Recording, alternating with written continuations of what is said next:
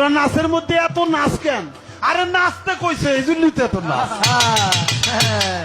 কুল আউযু বিরাব্বিন নাস, মালিকিনুন নাস, ইলাহিনুন নাস, হ্যাঁ, মিন শাররিল ওয়াসওয়াসিল খান্নাস, আল্লাযী ফি সুদুরিন নাস, মিনাল জিন্নাতি ওয়ান নাস, ফি সুদুরিন নাস পর কইছে। আল্লাহ বলছে কোরআনে নাকি বারবার কুল আউযু বিরাব্বিন নাস, মালিকিন নাস, ইলাহিন নাস। আল্লাহ বলছে বারবার শুধু নাস, শুধু নাস, শুধু নাস। আপনি শোনেন মিয়া, আপনি শোনেন। আমি ব্যক্তিগতভাবে সারা দেশ জানে আমি কোন রাজনীতির মানুষ না।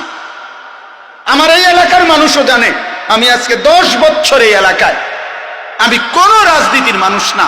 আমি রাজনীতির ভালো মন্দ বুঝিও না এতটা, কিন্তু আমি একটা রাজনীতির কোনো হিসাব বুঝি না। এটা নিয়ে দল টানাটানির বিষয় না, এটা দল টানাটানির বিষয় না। অন্য বাউল কি বলছে না বলছে এটা তাদেরও ব্যাপার না, বাকিদের বিষয়ও না। এটা শিল্পীরা কি বলছে সেটা তাদেরও বিষয় না।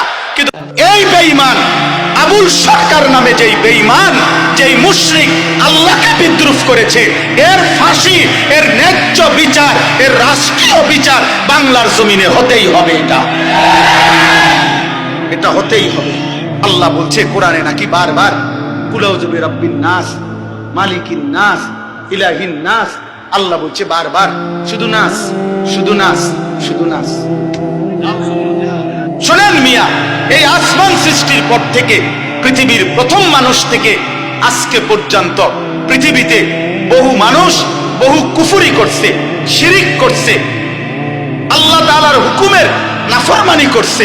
কিন্তু আল্লাহকে লক্ষ্য করে, মহান আল্লাহকে কেন্দ্র করে, আল্লাহকে উল্লেখ করে, উদ্দেশ্য করে পৃথিবীর কোন কাফের, মুশরিক, কোন মুরতাদ, কোন বেঈমান, কোন মূর্তি পূজক, কোন আগুন পূজারী, কোন সূর্য পূজারী, পৃথিবীর কোন নিকৃষ্ট কোন কাফের আল্লাহকে এত বড় কথা বলে নাই।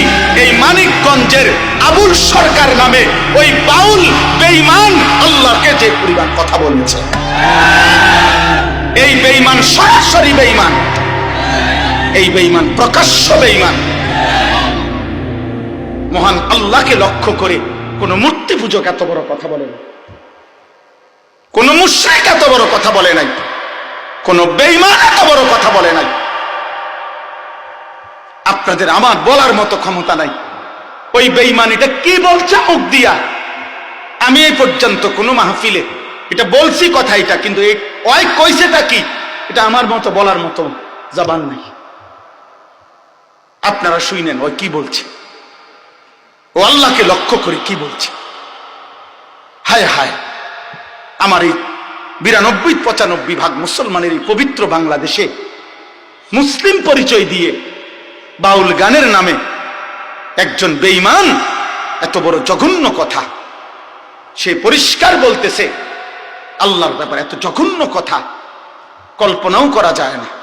কোরআনের এই পরিমাণ বিকৃত ব্যাখ্যা